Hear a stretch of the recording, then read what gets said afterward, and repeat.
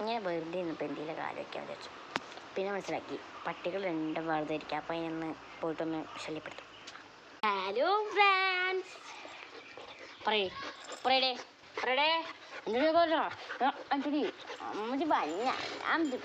അമ്മച്ചി പൊന്നനാണിത്. കണ്ട അമ്മച്ചി പൊന്നെ വിക്രഷാണ്. വിക്രഷ് അമ്മേ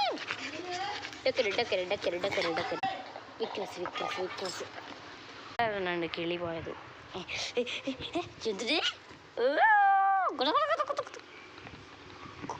അതാ ശുക്ര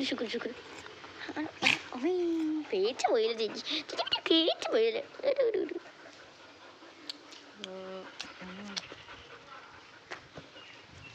എന്താ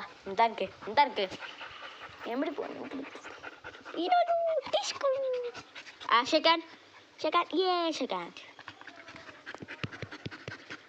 സൂസി കണ്ണു പറഞ്ഞ